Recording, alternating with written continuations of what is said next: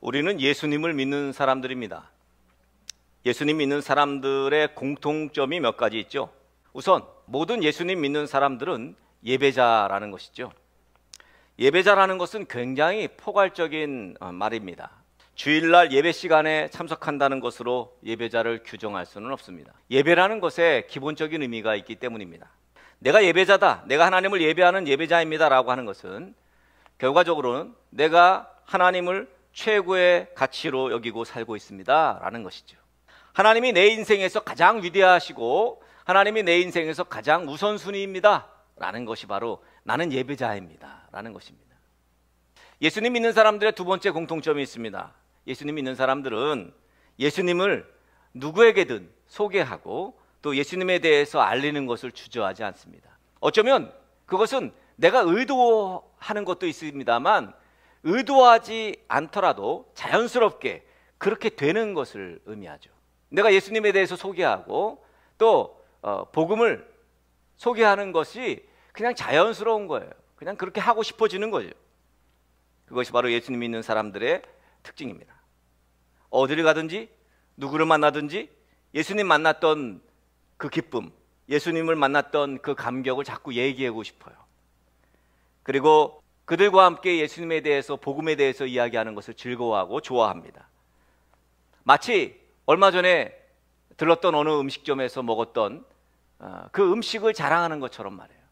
자연스럽습니다. 자, 이렇게 자연스럽게 예수님에 대해서 소개하고 예수님에 대해서 말하고 이야기하고 내가 만났던 예수님, 내가 먹어봤던 그 음식, 그렇게 이야기하듯이 예수님에 대해서 자꾸 이야기하다 보니까 자연스럽게, 특별히 예수님을 믿지 않고 믿지 않는 정도가 아니라 예수님에 대해서, 또는 예수님에 대해서가 아니겠죠, 결국은 교회라는 공동체, 예수 믿는다고 하는 사람들에 대해서 좀 불편함을 가지고 있는 사람들에게 반감을 사게 되겠죠.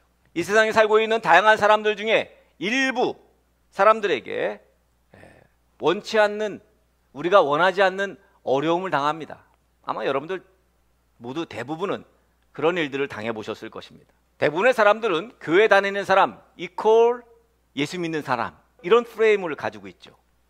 교회를 다니면 다 예수 믿는 줄 알아요. 역으로 예수님 믿으면 다 교회 다니는 줄 알아요. 그러면서 그 등식을 들이대면서 교회 다니는 사람에게 사기를 당해본 경험이 있는 사람들, 이런 사람들은 교회 다니는 사람들을 욕을 합니다.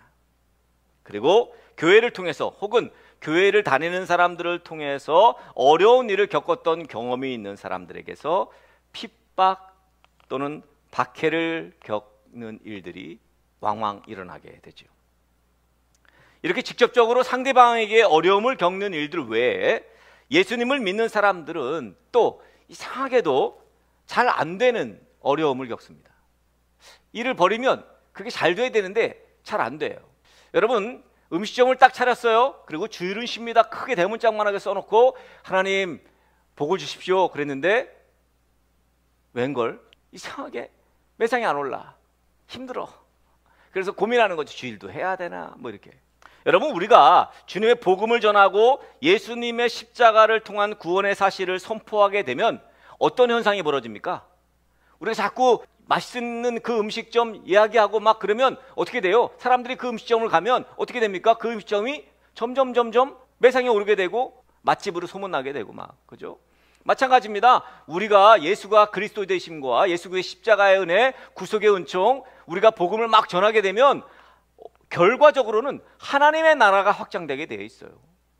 여러분, 하나님의 나라가 그렇게 확장되어 가기만 한다면요, 얼마나 좋겠습니까? 그냥 막 선포하고 막 증거하고 그냥 일사천리로 막 이루어지고 예수 믿게 되고 막 그냥 세례받고 말이죠, 성령 받고 막 놀라운 역사가 나타나면 얼마나 좋겠어요. 그렇게만 된다면 지금 저 아프리카나 저 동남아시아 등지에서 복음에 헌신하고 있는 그 선교사님들은 얼마나 신나겠냐고. 얼마나 신나요. 복음만 전하면 그냥 하나님 나라가 막 확장되고 회개하고 막 그러니까, 그런 하나님의 놀라운 역사가 막 나타나니까. 그런데 그들은 필수적으로 우리가 상상도 못하고 있는 어려움을 겪고 있어요. 핍박을 받고 있습니다. 박해를 받고 있어요. 왜 그럴까요? 오늘 본문의 내용 잘 살펴봐야 합니다. 우리가 지금 읽은 사도행전 4장, 그 전장이 사도행전 3장에서 나타난 일은 뭡니까? 베드로와 요한이 나면서 걷지 못하는 안진뱅이를 일으킵니다. 안진뱅이를 일으켜요. 그래서 안진뱅이가 예수의 이름으로 일어나서 걷게 됩니다. 그리고 사도들이 이제 막 복음을 전해요. 안진뱅이가 일으킴을 당하고 난 다음에 또 사도들이 그와 맞물려서 예수 복음을 막 전합니다. 그러면서 점점 믿는 이의 수가 더해가요. 하나님의 나라가 확장되어 갑니다. 이렇게 승승장구하도록 하나님께서 계속적으로 역사하시면 되는데, 오늘 말씀 보니까 4장으로 넘어오니까 어떻게 돼요? 여기 유대 관리들과 또 유대 장로들과 또 유대인 서기관들이 사도들에게 옵니다. 그래서 뭐라 그래요? 너희가 무슨 권세와 누구의 이름으로 이런 일을 하느냐고 이들을 핍박합니다. 트집 잡아요. 이에 베드로가 성령이 충만해서 지혜롭게 이렇게 말하죠. 다른 이로서는 구원받을 수 없고 오직 나면서 걷지 못하던 자가 걷게 된 것이 예수 그리스도의 이름으로 그렇게 된 것입니다. 담대하게. 그때 유대주의 관료들은 사실 백성들 때문에 어떤 조치를 못 내렸어요. 이 사람들이, 백성들이 있었기 때문에 어떻게 말해요? 예수의 이름으로 앞으로는 말하지 마, 가르치지도 마. 그리고 그들에게 경고하고 위협하고, 오늘 말씀에 표현이 2번 나오죠. 위협이라는 표현이, 위협하고 놓아줍니다. 우리가 오늘 주의 깊게 봐야 될 말씀이 바로 그거예요. 위협, 오늘 경고, 또 처벌. 너희가 믿는 그 예수를 그냥 조용히 믿는 것은 용납할 테니 입 다물고 살아, 이거죠. 위협을 하면서 경고했다는 거예요. 이 위협을 했다는 것은 겁을 줬다는 것입니다. 그리고 두렵게 했다는 거예요. 이후로 계속적으로 핍박이 이어집니다. 제자들은 물론이고 초대교회 성도들, 그리고 예수님 만나고 변화된 사람들, 사도 바울, 그죠? 그리고 그 이후로도 오늘 우리에게까지 매맞고 감금당하고 테러당하고 죽임당하는 그 핍박의 연속이 오늘날까지 이어지고 있어요. 이유는 뭐예요? 예수님 믿고 따르고 예수님 전한다고, 복음 전한다고. 여러분, 예수님 믿을 때 혼자 조용히, 그냥 조용히 그렇게 믿으면 핍박을 받을 일이 없습니다. 자기의 안전 얼마든지 가능합니다. 문제는 뭐예요? 그렇게 혼자 조용히 예수 믿으면 핍박도 없고 누가 뭐라는 사람도 없고 안전하지만, 문제는 하나님의 나라가 확장되지 않아. 나 혼자만 그냥 조용히 아무도 모르게 예수 믿고 있으면 하나님의 나라가 확장되질 않아요. 이게 문제지. 그렇지 않다면 여러분 조용히, 절대 사람들에게 여러분 예수 믿는 거 알리지도 말고, 절대 혼자만 그냥 예수 믿으세요. 자, 여러분 지리산으로 갑시다, 계룡산으로 갑시다, 그래야지. 그런데 하나님의 나라가 확장되지 않아. 핍박은 안 받아서 좋은데, 누가 간섭하는 사람도 없고 막 예수 믿는다고 뭐라 그러는 사람도 없고 말이에요. 위협하고 경고하는 사람도 없고, 그래서 좋아. 아프리카에서 선교하는데 그냥 우리 집에서만 그냥 예수 믿고 우리 가정만, 선교사님 가정만 예수 믿고 그러면 참 좋아. 밖에 나가가지고 예수님은 그리스도십니다, 하나님의 아들이시고 우리의 구속자십니다 라고 선포하지 않아도 돼. 그렇다면 얼마나 위협도 없고 경고도 없고 편하게, 그죠? 그런데 문제는 그러면 하나님의 나라가 확장되지 않습니다. 하나님이 원하시는 것은 우리를 통해서 하나님의 나라가 확장되기 원하시기 때문에, 하나님이 바라고 하나님이 원하시는 대로 우리의 삶을 살아야 되기 때문에, 그래서 우리가 복음을 전하는 거예요. 그거는 어쩔 수 없는 일이고, 또 내가 의도하지 않아도 그냥 자연스럽게 되는 일이에요. 자, 하나님의 나라가 막 확장되는 것을 제일 싫어하는 이가 누구입니까? 바로 악한 영입니다. 늘 우리를 어떻게든 넘어뜨리려고 호시탐탐 노리고 있는 악한 사탄이 하나님 나라 확장되는 일을 싫어하죠. 그러니까 우리가 하나님의 나라의 확장 사업을 하는 것에 대해서 가장 나를 세우고 있는 이가 바로 악한 영입니다. 그래서 늘 교회에서 상처받은 이들, 교회 다니는 사람에게서 상처받은 이들, 이런 사람들을 동원해요. 환경을 동원합니다. 상황을 최악으로 만드는 역할을 그들은 합니다. 결국 열심히 하나님의 일을 하다 보면 당연히 사탄의 방해도 더 크게 되는 거예요. 열심히 하나님의 나라를 확장하는 일에 힘쓰다 보면 또 사탄도 열심히 하나님 나라를 무너뜨리는 일들에 열심을 내죠. 우리가 이제 다음 달에 플러스 원데이를 통해서 영혼을 살리는 전도를 하게 되는데 분명히 사탄은 방해하라고 할 것입니다. 오늘 베드로를 비롯한 사도들에게 일어난 이러한 핍박은 2000년이 지난 지금까지 하나님 나라를 확장하려는 사람들에게서 여전히 일어나고 있는 일입니다. 예수님께서 이미 마태복음 10장에 복음 전하는 전도자들이 세상에서 어떤 핍박을 당할지, 어떤 박해를 당할지 이미 말씀하셨어요. 마태복음 10장 17절에 보니까 이렇게 말씀하셨어요. 사람들을 삼가라. 그들이 너희를 공회에 넘겨주겠고 그들이 회당에서 채찍질하리라. 그러니까 당시에 유대교 종교 지도자들의 입장에서 볼 때 새롭게 생긴 이 예수교, 이 기독교가 자기들이 지금까지 전통적으로 지켜왔던 율법을 마구 무너뜨리는 것처럼 보였던 거야. 그래서 그렇게 복음 전도자들을 핍박하고 죽이고 때리고 옥에 가두고 했던 거예요. 그래서 그러면 핍박이 무섭고 두려우니까 전도도 그만두고 예수 믿는 것도 그만둬야 될까요? 하나님의 나라를 확장하는 건 그냥 목사님 하시라고 그러고 나는 그냥 아무 일 없이 그냥 대접받으면서 돈 벌면서 즐기면서 그렇게 살면 되는 걸까요? 그런데 이런 박해에도 불구하고 오히려 두려워하지 않고 복음을 담대히 전하는 그리스도인들이 있었기 때문에 오늘날 우리가 여기 있는 거예요.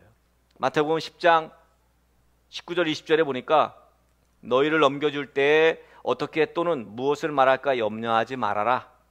그때 너희에게 할 말을 주시리니 말하는 이는 너희가 아니라 너희 속에서 말씀하시는 이 곧 너희 아버지의 성령이시니라. 이게요, 예수 믿는 일 때문에 핍박을 받고 더 힘든 것은 자존심이 상하게 되고 창피한 일을 당하게 되면 괜히 위축돼요. 그냥 예수님 안 믿으면, 그냥 전도 안 하면 이렇게 창피도 안 당하고 자존심도 안 상할 텐데 괜히 억울합니다. 그런데 성경은 걱정하지 말라는 거예요. 성령께서 그러한 상황이 닥치면 할 말을 다 생각나게 하시고 뭘 해야 할지 다 알려주시겠다는 거예요. 그러니까 걱정하지 말라는 거예요. 두려워하지 말라는 거지. 네가 자존심 상할 일이 생기고 창피당할 일이 생기고 그러면 그때 성령께서 다 지혜롭게 그 일들을 다 겪고 일어나게 하실 거라는 거예요. 오늘 본문 앞에 그러니까 4장 8절 이하에 보니까 베드로가 성령이 충만하여 지혜롭게 말하는 거예요. 지금 이 유대의 관료들에게. 우리가 알다시피 제자들은 대부분 어부들, 그죠? 무슨 서민 출신들이기 때문에 율법에 능통한다든지 뭐 설득한다든지 이런 데는 젬병인 사람들입니다. 그러니까 이 유대주의자들과의 대면에서 절대적으로 불리해요. 근데 4장 13절에 보니까 저희가 베드로와 요한이 기탄 없이 말함을 보고 본래 학문 없는 범인으로 알았다가 이상히 여기며 그랬어요. 핍박이나 박해 또는 자존심 상하는 일, 이런 일, 우리가 걱정하는 일들이 벌어졌을 때 마침 성령께서 할 말을 또 그 핍박당하는 것을 이겨내게끔 그렇게 지혜롭게 하신다는 거예요. 그래서 마태복음 10장에서 결론적으로 이렇게 말합니다. 또 너희가 내 이름으로 말미암아 모든 사람에게 미움을 받을 것이나 끝까지 견디는 자는 구원을 얻으리라. 끝까지 견디는 자가 되라는 거죠. 왜? 끝까지 견뎌야 구원을 받기 때문이죠. 여러분 마라톤을 하는데 42.19km잖아요. 그런데 40km까지 1등으로 달렸어. 그러면 1등이에요? 아직 2.195km가 더 남았어요. 40km만 1등 했다고 1등이 아닙니다. 거기서 끝나고 나 1등이야 라고 끝내버리면 안 돼요.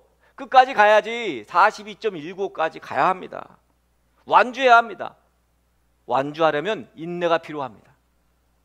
여러분 인생에서도 영원한 생명을 얻기 위해서는 인내가 필요합니다.